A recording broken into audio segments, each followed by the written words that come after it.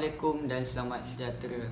Terima kasih saya ucapkan kepada Dr. Muhammad Remy bin Anang Masuri, iaitu pensyarah kanan Universiti Teknikal Malaysia Melaka. Terima kasih kepada penyelia projek inovasi ini, iaitu Encik Hasrul bin Halimun, kerana banyak membantu dan memberi tunjuk ajar untuk menyiapkan projek ini. Tidak lupa juga kepada pensyarah-pensyarah lain yang banyak membantu dan memberi tunjuk ajar. Kumpulan projek inovasi ini terdiri daripada 4 orang, iaitu Muhammad Noor Ashraf bin Seniman, iaitu saya. Yang kedua, Aiman Haikal bin Sulaiman. Yang ketiga, Nur Hidayah binti Nazri, dan akhir sekali ialah Ida Nur Farisha. Dengan itu saya, Muhammad Noor Ashraf bin Seniman, ingin mempersembahkan presentation projek yang diberi nama Easy Sink Toilet. Fungsi tandas ini dibina bagi memudahkan orang kurang upaya dan warga emas apabila berada di dalam tandas. Di samping itu, projek ini dapat mengurangkan pembaziran air kerana menggunakan air dari sinki yang berada di atas tangki simbah. Permasalahan utama yang sering dihadapi oleh orang kurang upaya dan warga emas ialah sukar apabila menggunakan tandas. Bagi masalah yang berlaku, projek ini dapat menyelesaikan masalah dengan lebih mudah dan efektif. Projek ini telah diubah suai dari menggunakan flash tangan kepada flash kaki. Reka bentuk projek ini juga telah menggabungkan sinki dan juga tangki simbah. Di bahagian objektif projek ini dapat memberi kemudahan kepada pengguna untuk flush air tangki simbah dengan menggunakan pemijat kaki sahaja. Seterusnya, dengan ini projek ini dapat mengenal pasti cara yang lebih mudah untuk orang kurang upaya dan warga emas apabila menggunakan tandas. Kepentingan kajian yang terdapat di dalam projek ini adalah untuk membantu semua pengguna, terutamanya kepada warga orang kurang upaya dan warga emas. Di samping itu, projek ini telah dinaik taraf kepada dua kemudahan, iaitu flash kaki dan juga sinki yang berada di atas tangki simbah. Sebelum memulakan projek, borang soal sidik telah diedarkan kepada beberapa pihak. Projek ini telah pun mendapat sokongan dan pandangan yang baik daripada pihak-pihak yang telah disoal itu.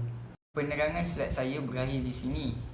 Slide seterusnya iaitu limitasi kajian akan disambung oleh Aiman Haikal bin Sulaiman. Sekian sahaja daripada saya. Assalamualaikum. Assalamualaikum warahmatullahi wabarakatuh dan selamat sejahtera. Saya Aiman Haikal bin Sulaiman ingin membentangkan slide terakhir daripada Ashraf bin Seniman. Saya akan membentangkan 3 slide. Slide yang pertama yang saya akan membentangkan ialah limitasi kajian. Poin yang pertama ialah kekangan masa. Kekangan masa ini sangat memberi impak yang besar kepada kumpulan kami untuk membuat projek kerana kami tidak boleh bersemuka akibat COVID-19. Poin yang kedua ialah perintah kawalan pergerakan. Kami tidak boleh pergi ke mana-mana melainkan hanya duduk di rumah saja, dan itu sangatlah tidak membantu kami untuk membuat projek. Poin yang ketiga ialah projek ini hanya boleh dibuat di kolej saja, di bengkel saja, kerana bahan-bahan terdapat di bengkel di kolej kami. Seterusnya saya akan membentangkan slide yang kedua, iaitu konsep reka bentuk. Konsep reka bentuk ini kami mempunyai 3 pandangan. Pandangan pertama ialah pandangan hadapan. Poin pertama, pandangan daripada tepi mangkuk tandas hinggalah ke bawah. Kami dapati ukuran ialah 470 mm. Daripada tapak mangkuk jamban pula, tapak yang bawah sekali, kami dapati ukuran ialah 220 mm. Daripada tengah, kami dapati ukuran ialah 60 mm. Daripada pandangan sisi pula, poin yang pertama ialah paip yang lengkung tu, yang menuju ke lubang najis. Ukuran yang didapati ialah 150 mm. Ukuran daripada tangki simbah daripada bawah ke atas ialah 340 mm. Ukuran sinki pula ialah 250 mm. Daripada pandangan atas, poin yang pertama, lubang najis. Lubang najis itu berukuran 100 mm. Lubang yang lengkung U yang dalam itu ialah 380 mm. Daripada lengkung U yang bentuk U yang luar tu, kami mendapati ukuran 490 mm. Tangki simbah yang belakang pula, kiri kanan, ukurannya ialah 350 mm. Akhir sekali, slide yang terakhir iaitu slide yang ketiga, iaitu literatur. Yang pertama, saya dan ahli kumpulan membuat kajian dan mendapati bahawa warga emas dan orang kurang upaya OKU susah untuk menarik flash tangan. Yang kedua, kami mengubah suai dari tuas tangan kepada pemindak kaki flash untuk memudahkan orang kurang upaya dan juga warga emas. Yang terakhir, kami menambah sinki di atas tangki simbah bagi memudahkan warga emas dan juga orang kurang upaya. Seterusnya, saya akan menyerahkan slide metodologi kepada ahli kumpulan saya, iaitu Nur Hidayah binti Nazri. Assalamualaikum, nama saya Nur Hidayah binti Nazri. Tajuk yang saya akan terangkan ialah kajian metodologi. Metodologi kajian ialah salah satu kaedah dan teknik untuk reka bentuk dalam mengumpul dan menganalisis data supaya dapat menghasilkan bukti yang lebih menyokong sesuatu kajian. Setiap langkah diatur dan disenaraikan secara sistematik bagi memudahkan serta melancarkan pelaksanaan projek. Perancangan yang tersusun diperlukan dalam pelaksanaan suatu projek.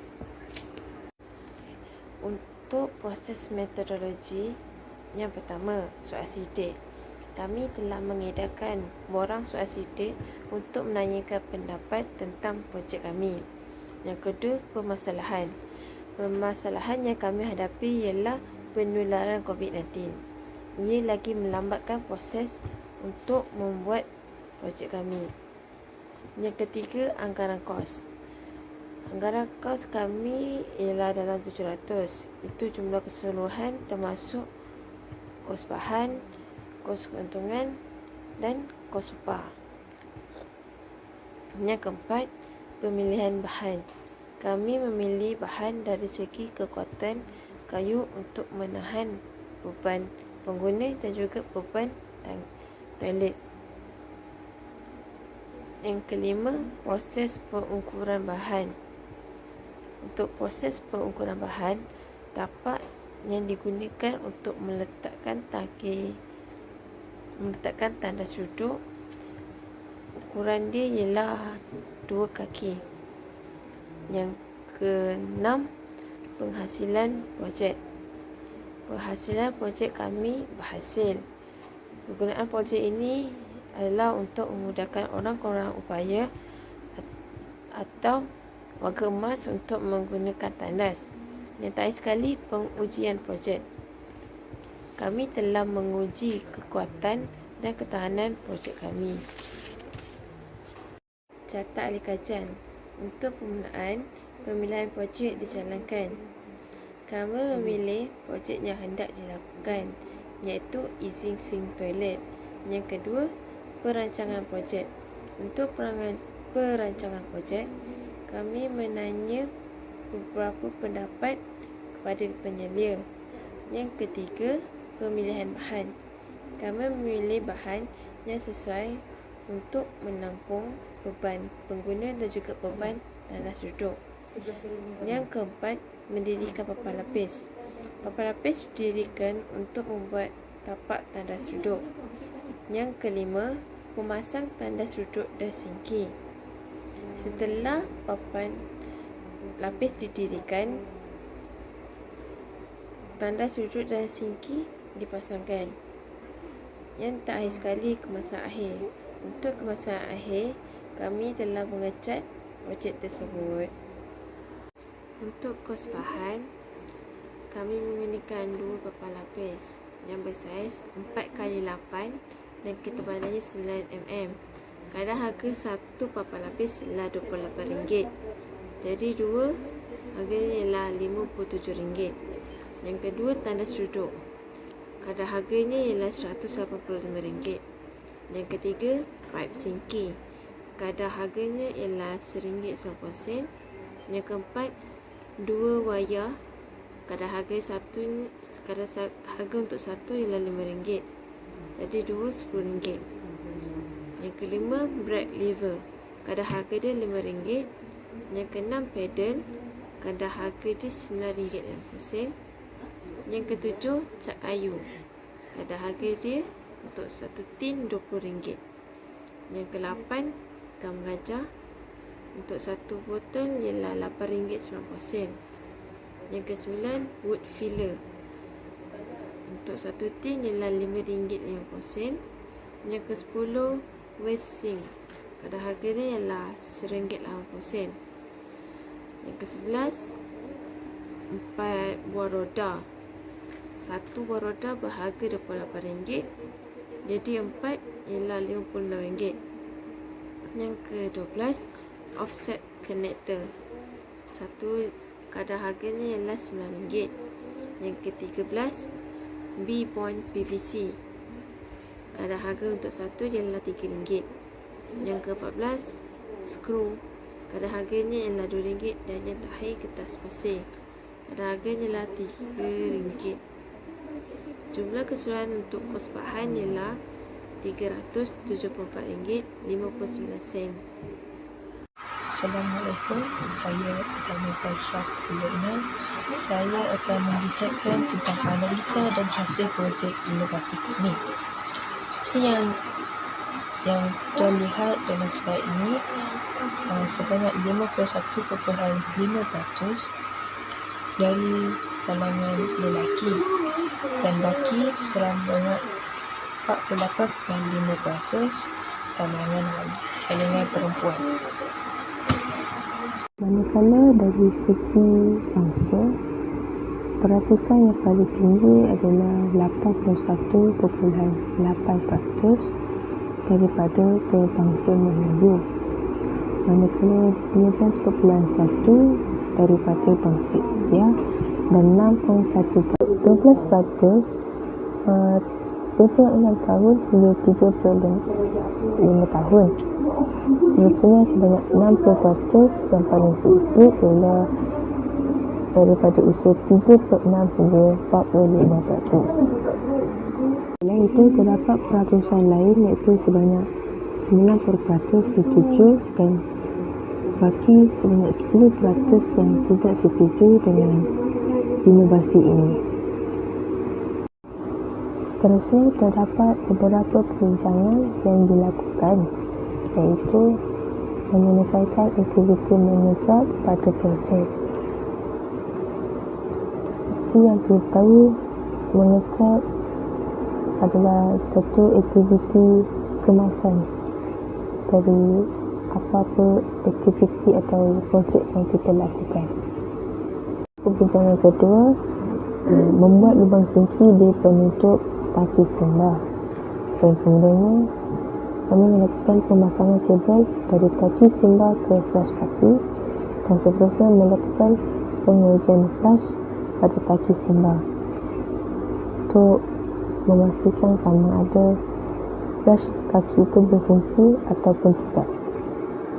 Biasanya untuk cadangan projek terdapat dua cadangan, iaitu sabun khas yang diletakkan di atas penutup tangki simbah dan flash menggunakan scanner.